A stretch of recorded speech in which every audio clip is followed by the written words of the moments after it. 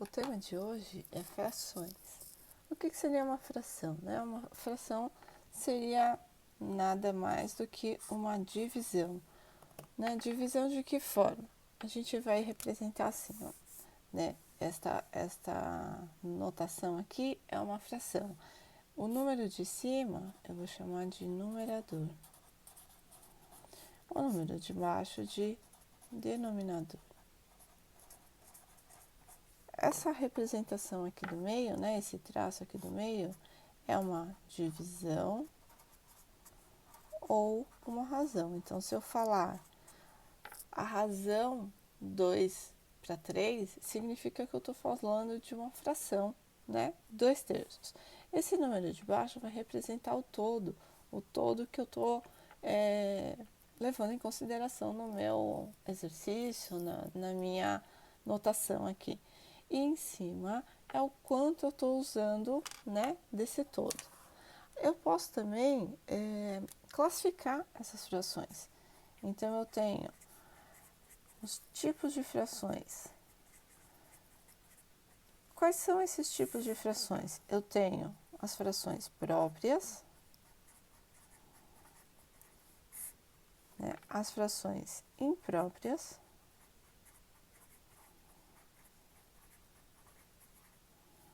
e as frações aparentes.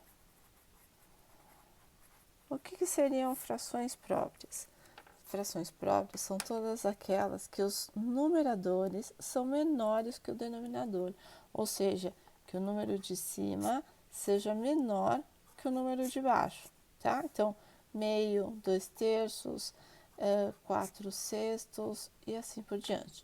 Tudo que eu tiver o número de cima menor que o número de baixo, eu vou classificar como uma fração própria.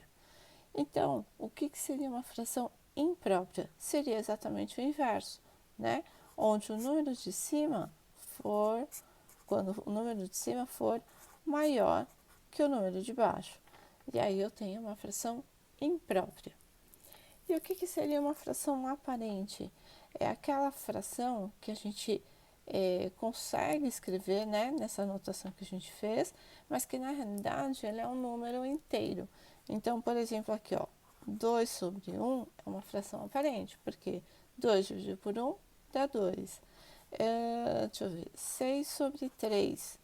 6/3 também é uma fração aparente, porque 6 dividido por 3 dá 2, que é um número inteiro, tá? Então, 10/10.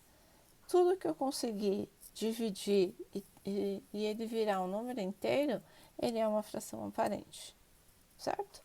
A gente também tem uma, né, que a gente pode classificar aqui, ó, como número misto. O que seria número misto? Pelo próprio nome, é alguma coisa que vai estar misturado. O que vai estar misturado? Ele vai ser um número inteiro e uma fração junto, tá?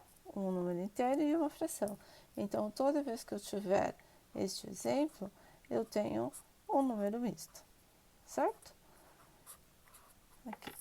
E a gente representa dessa forma, né? Um número inteiro na frente do traço da fração, né?